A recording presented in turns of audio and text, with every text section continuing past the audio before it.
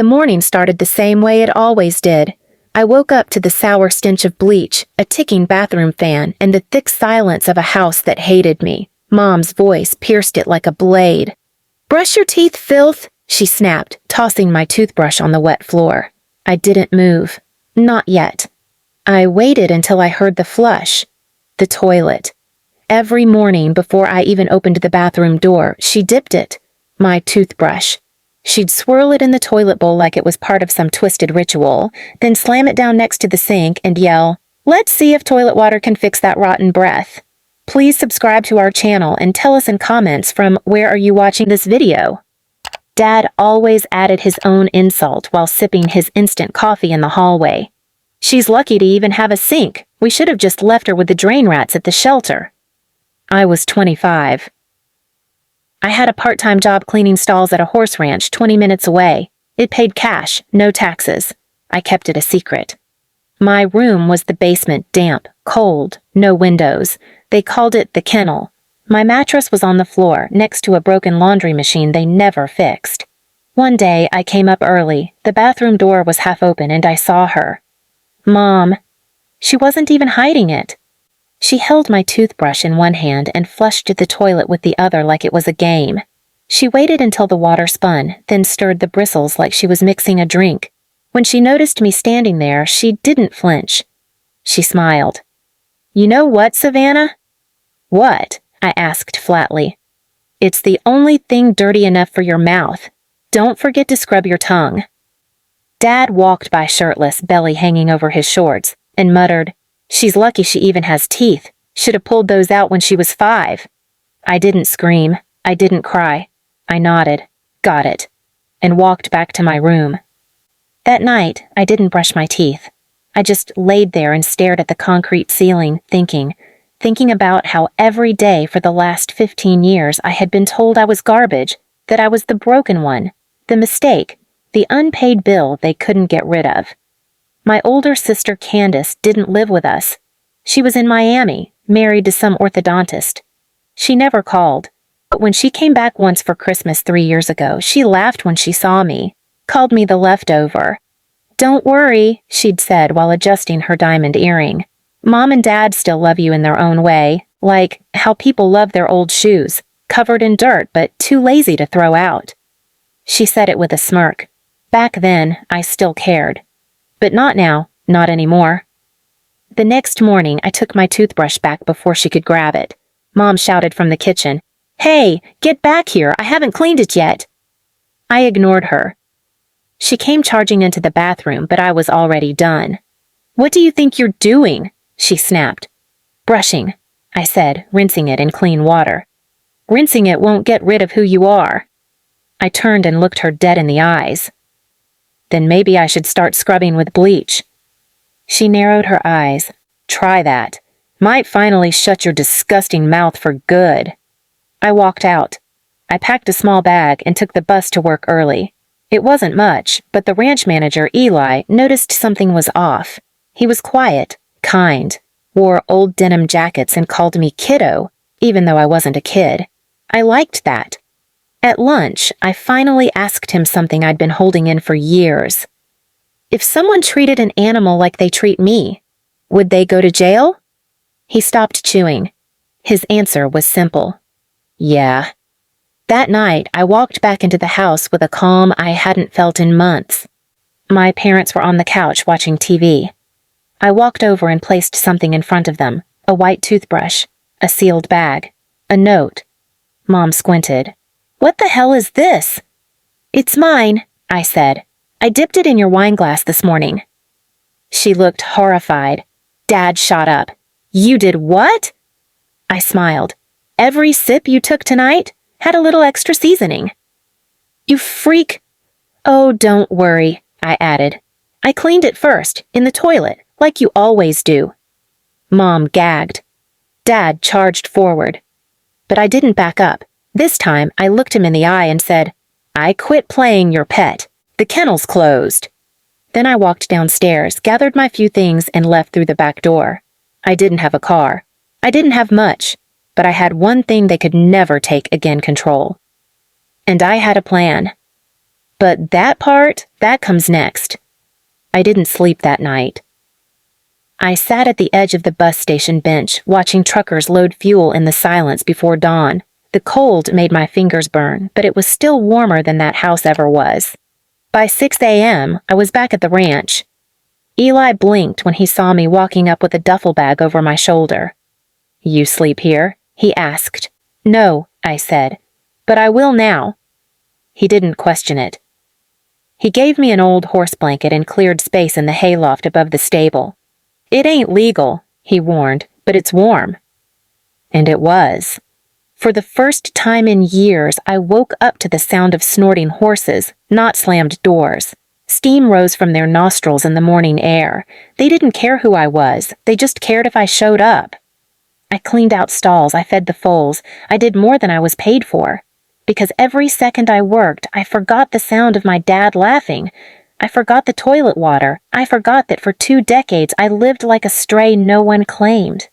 Eli gave me rides home after nightfall. Except now, I had no home. He found out by accident one day when he dropped me off and I didn't get out of the truck. "This ain't your place, is it?" I stayed quiet. He pulled over on a dirt path past the orchard and cut the engine. "You livin' in the loft full time?" "Yeah." "And your parents?" "They're rich." He blinked again, like his brain had to reroute. "They got a house and you sleep on hay?" I didn't answer. He leaned forward and said something that stuck to my ribs. "People feed animals better than that." I turned to him. "Then maybe I'm not people." He didn't smile, didn't pity me either, just nodded. The next morning, I walked into the ranch house to wash my hands before chores, and I found a little note taped to the bathroom mirror, Eli's handwriting. It said, "You're not broken. You're unclaimed. There's a difference." That day I didn't cry. Not like a victim. Not like someone needing saving. I cried like someone waking up from a nightmare and realizing the dream was still worse. Because I knew exactly what I had to do. Not destroy them, not expose them, not burn down their life. I was going to erase the proof that I ever existed in theirs. Quietly, one step at a time. The plan started small. I removed myself from the family cell plan. I walked into the provider and paid for my own SIM, even if it meant skipping dinner for 2 nights. I canceled the joint bank card my dad opened when I was 16, the one that let him track every cent I spent. I deleted the cloud album that held my childhood photos. Not one image of me was left in their shared folders. I downloaded them first, put them on a flash drive, hid it in the ranch office. Then I deleted my social media accounts they followed. My sister texted once. "Mom said you blocked them. What now? You joining a cult?" I didn't reply. And when my parents sent me a message 2 weeks later saying, "Your presence is still required at Candace's vow renewal," I left it on read. I didn't go. They sent another message. "This behavior confirms why we never should have kept you." So I sent them a photo. It was a picture of my new toothbrush still in the wrapper, and beneath it, a note. "This mouth is clean now. Stay out of it." I didn't hear from them for months after that. But they weren't done. One Sunday, Eli came back from the farmer's market and found me crying behind the stables. I showed him the envelope. It was from my parents. Inside was a single check, $100, with a note. "For your hygiene, buy a proper brush or something to clean that attitude." Eli took the envelope, tore the check in half, burned it in the barrel. Then he looked at me with steady eyes. "You don't erase people like that. You humiliate them by showing who they could have raised." That's when the idea hit. I wouldn't just disappear from their world. I'd rebuild a better one right in front of them without ever speaking their name again.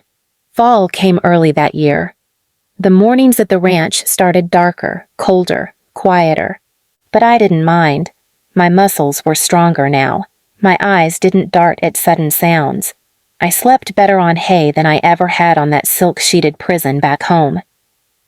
And most importantly, I had something they could never take from me. A life that wasn't tied to their faucet. Eli handed me a small envelope one morning. "From the old woman at the feed store," he said someone dropped it off. Inside was a thick wedding invitation my sister's.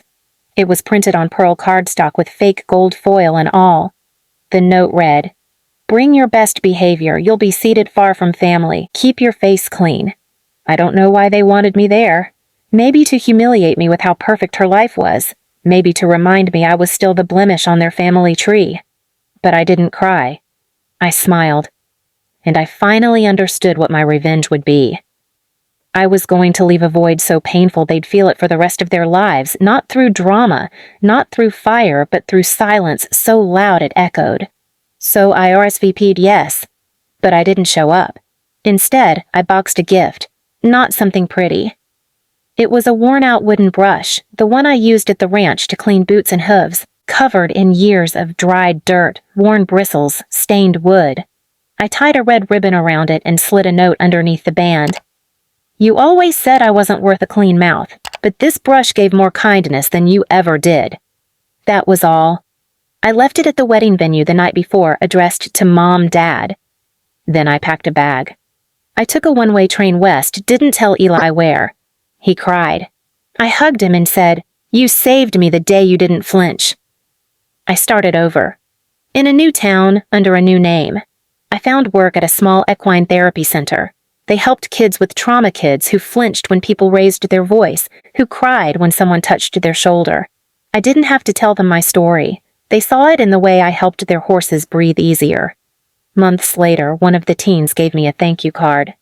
Inside it said, "You make people feel safe. I hope someone made you feel that way once." I taped that card to my fridge, and under it the flash drive with my childhood photos. My proof that I once existed in a home where love came through faucets and bruises. I never contacted my parents again. But I heard through someone that my dad opened the box at the reception, thinking it was from a wealthy donor. They say he turned pale. My mom stormed out. My sister cried, not because I was gone, but because her spotlight dimmed for 5 seconds. That was enough. Because from that day forward, whenever they looked at family photos, wedding videos, or grandparent scrapbooks, there would be one face missing. One daughter no longer claiming them, no longer needing them, no longer fitting in the frame. And that emptiness, that silence, was louder than anything I ever could have screamed. They dipped my toothbrush in toilet water. So I gave them a life where I disappeared so completely. They'd choke every day wondering where they went wrong, and I never looked back. Please subscribe to our channel and tell us in comments from where are you watching this video.